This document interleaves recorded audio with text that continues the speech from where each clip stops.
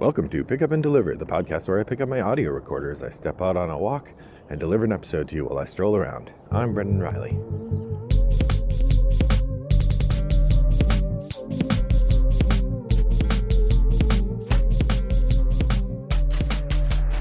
Well, good morning, listeners. It is a lovely February 1st here in suburban Chicago. And as I'm trying to figure out the recording and publishing schedule for this season 5 of Pick Up and Deliver, I'm thinking about when I'm going to be able to regularly walk and record. And I think the 3 regular recording times are going to be Monday afternoon on my way home from school, Thursday afternoon on my way home from school, and Tuesdays right after I drop my son off for the bus. Those will probably be the 3 times each week that I record. Now, I'll miss some of those occasionally, really, but if I aim to get about 10 episodes a month, that should work, which means most weeks I'm doing 3 episodes in a week, or about half the weeks I'm doing 3 episodes, and half the weeks I'm doing 2. So probably Tuesday morning recordings like this one will just be for when I have something specific I want to record.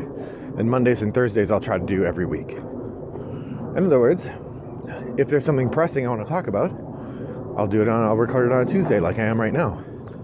But Brendan, what could be pressing about your current board game state? What do you mean, dear listener? It's February 1st. That means it's time for Top of the Stack. That's right. Top of the Stack, for new listeners, is a monthly segment in which I review what I played last month and talk about what I'm planning to play next month. I'll check you in on my yearly goals and my progress there.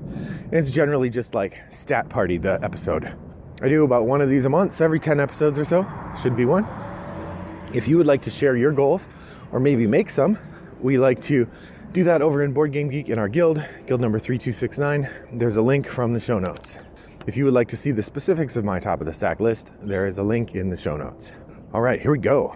So, my final monthly stats for the month. January was a busy month. Lots of asynchronous plays. I had 89 plays of 51 different games. I figured out roughly 44 of those plays were in person, and the rest were asynchronous online. My shelf of opportunity, I reduced it by 2. It's down from 61 to 59. I really need to be be reducing it by 3 each month if I want to make my goal of getting it down to 30 by the end of the year. So I'm a little behind already, but that's a good start, especially given my record last year in which it stayed the same or went up. So pretty good. My collection size went from 524 to 530, which is a little misleading. I have not gotten rid of any games, and I have picked up 3 for the collection, and then there's 3 that I bought because I'm using them in one of my classes. So technically they're part of the collection, but I'm keeping them at my school.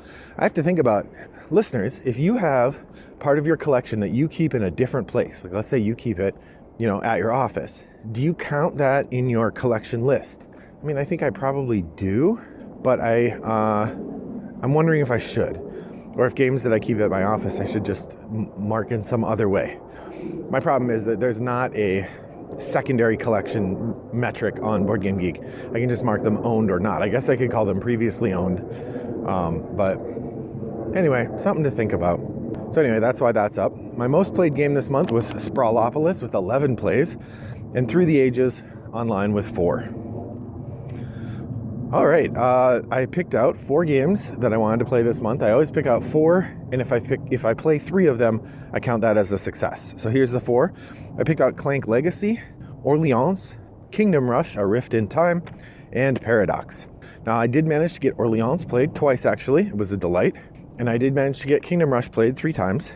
And I did not play Clank Legacy, and I did not get Paradox played. I don't know. Paradox, I just didn't make the effort I should have. Clank Legacy, I did want to play, but I've run into a problem with that one.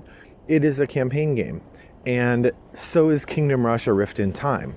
Now, I'm expecting that I'm going to put Clank Legacy on our 10 for 10 list. I'm sure I'll want to play it. And my son has already put Kingdom Rush on our 10 for 10 list. So I'm sort of inclined to say, well, let's just keep playing Kingdom Rush till we finish it, and then we'll play Clank Legacy, rather than wrestling with the question of trying to do 2 campaign games at once. Honestly, I think Clank Legacy is going to be super fun, and Kingdom Rush is just kind of all right. I'm really worried if we start Clank Legacy, then when it's time to play a game, the family is going to want to play Clank Legacy more than Kingdom Rush, and that will make my son sad. So I think I'm just going to hold off on Clank Legacy until Kingdom Rush until we've done the whole campaign. That's my thinking. We'll see how it goes as we go along, but that's my plan. All right. I did try a number of new games this month. In fact, I tried 9. So here they are. Kingdom Rush, A Rift in Time. Almaty, that was on Board Game Arena. I do feel like I understood that one enough to include it here. Sometimes I'll try a new game on an online platform, and I don't put it in the new games tried list if I don't feel like I really understood it. But Almaty, I think I get. Lincoln, Return to Dark Tower. Seven Wonders Architects. Student Bodies. Endangered, Blood of the Northmen, and Three Sisters. All of these are interesting, fun games, and I will be talking about them in episodes to come. So lots to do there. I did manage to play a couple expansions. A friend brought over an exit game, so we played Cursed Labyrinth, which is one of the exit expansions, and then we actually had 4. I had 4 Sprawlopolis expansions. They're all sort of small modules: construction zones, points of interest, beaches, and Rector. Now I call these expansions and not modules because you buy them separately.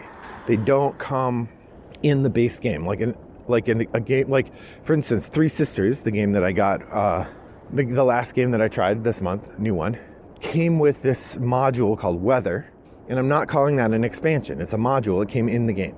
But if you have to buy it separately, if it comes as a separate thing, then it's an expansion, and when I play it, I mark it off. So I had marked all 4 of the Sprawlopolis expansions as modules as expansions. They're really basically modules. They're very small additions. They changed the game a little bit, but it's a nice twist. I probably could have just called it expansion set 1, but I wanted to track whether I'd tried all 4, so I put them in there as 4 separate things, and I've now tried all 4. Basically what happened is my daughter and I took my daughter to a travel swim meet, and if you haven't been a parent, and I did not work the swim meet because I was the only parent there, so I wanted to make sure I was available to help my daughter. The whole point of going is to have her be competitive athletically, and frankly, they didn't send out a request for help, so they had enough.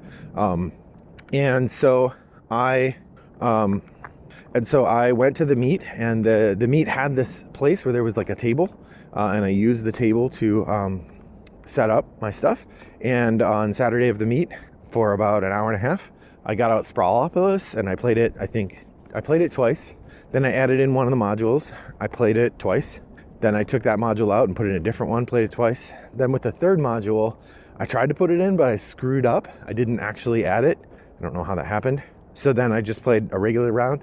Then I added that module, and then I did the same with the 4th module. So I played 3 games of base Sprawlopolis and 2 each of the 4 expansions for 11 plays. That's where my 11 plays of Sprawlopolis came from. Sprawlopolis takes about 10 minutes to play. It's a fun little pocket game, really nice pattern layer that I'm not good at. I think I won 1/3 of the games maybe, which is probably good for the first few plays of a solo. You want to build up to that skill. So then I have now tried 5 expansions this year.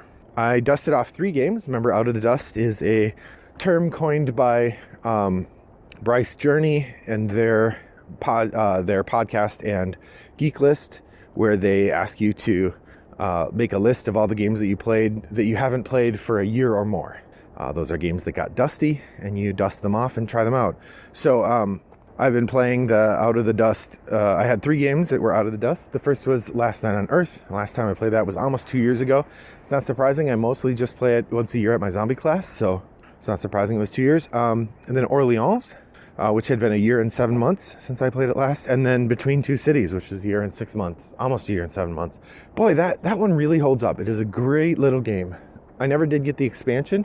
It might be something I'll pick up sometime if I see it cheap, but we don't play it enough to really need the expansion. But it is a nice little lightweight starter game. All things being equal, if I were going to get it now, I'd probably get the Between Two Castles of Mad King Ludwig, because the theme I like better, but Between Two Cities works great. All right, next up, our Family 10 for 10 Challenge. So far, we have 3 games on there for sure. We have Kingdom Rush, A Rift in Time, which we've played 3 times. My wife added Cascadia, which we have not played yet.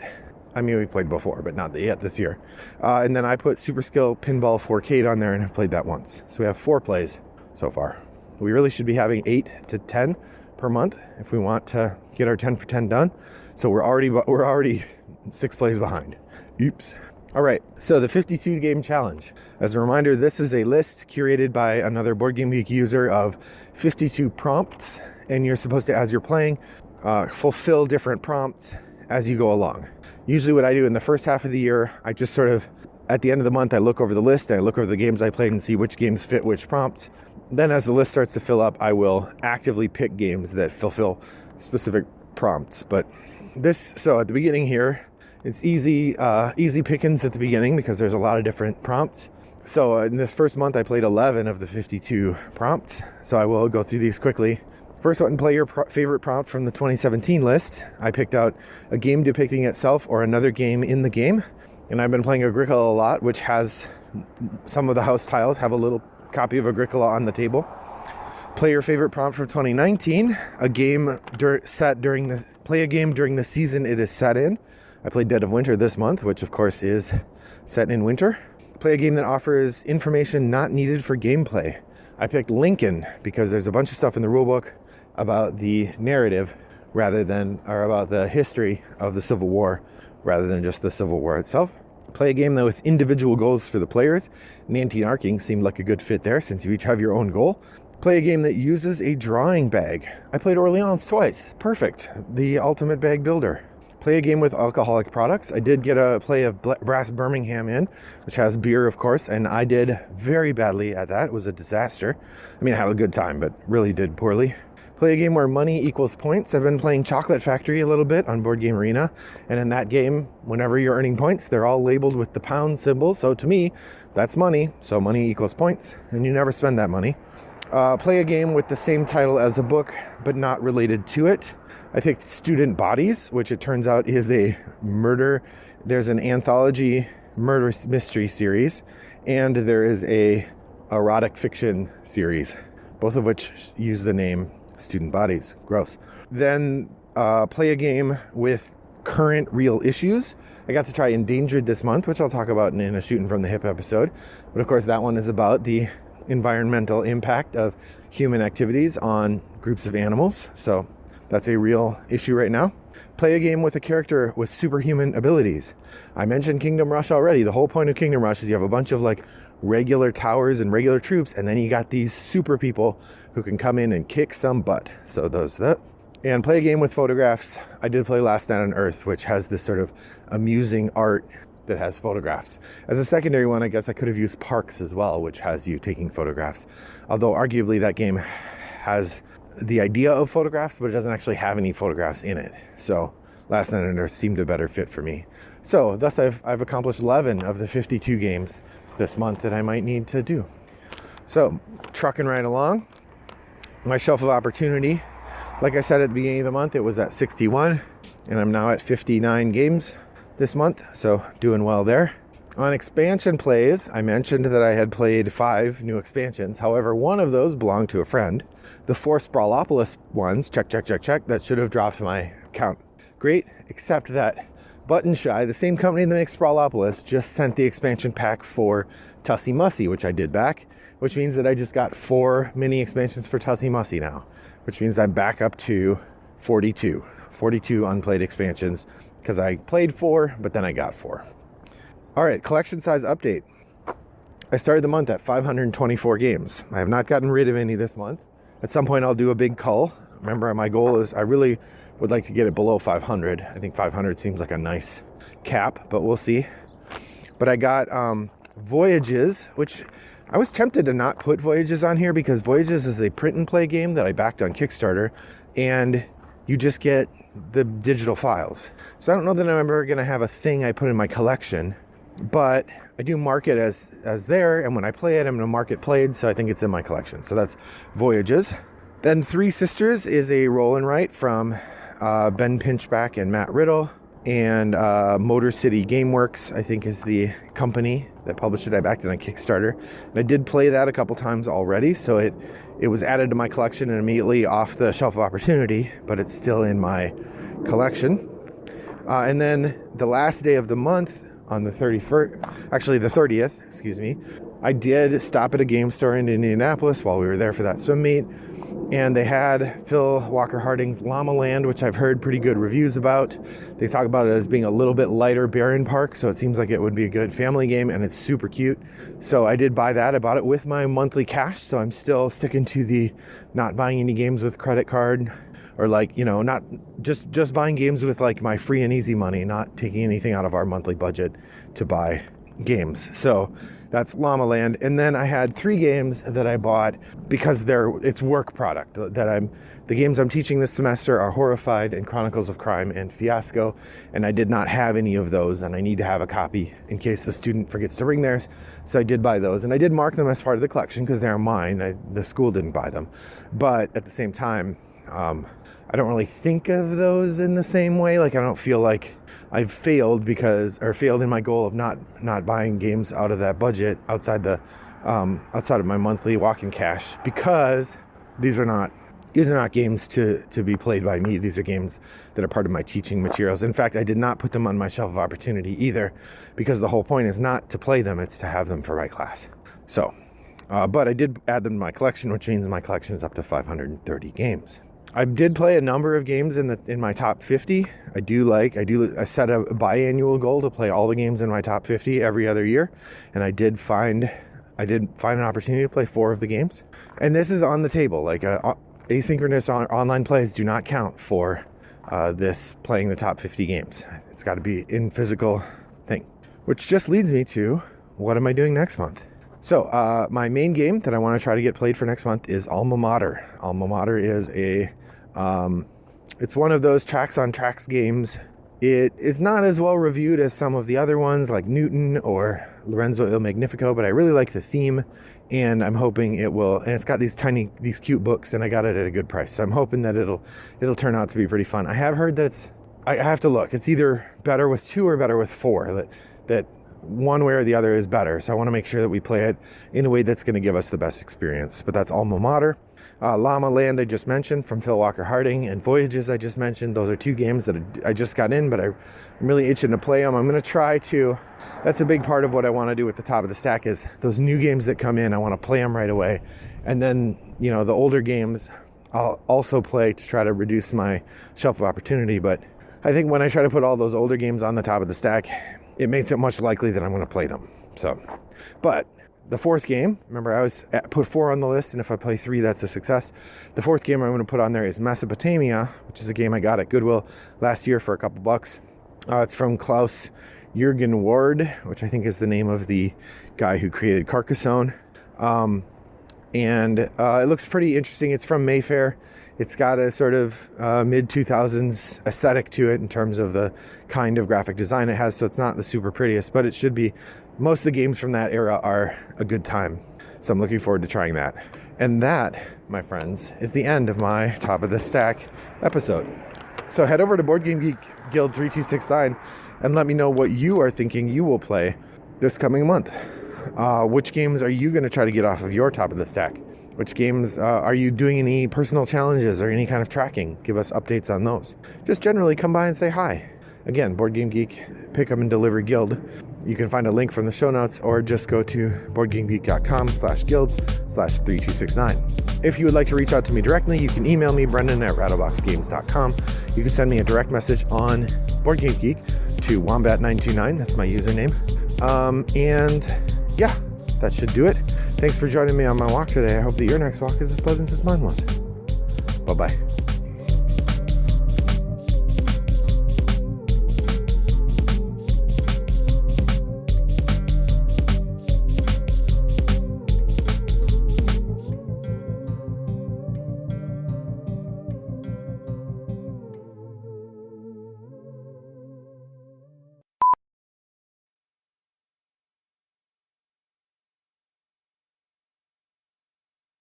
Brought to you by Rattlebox Games.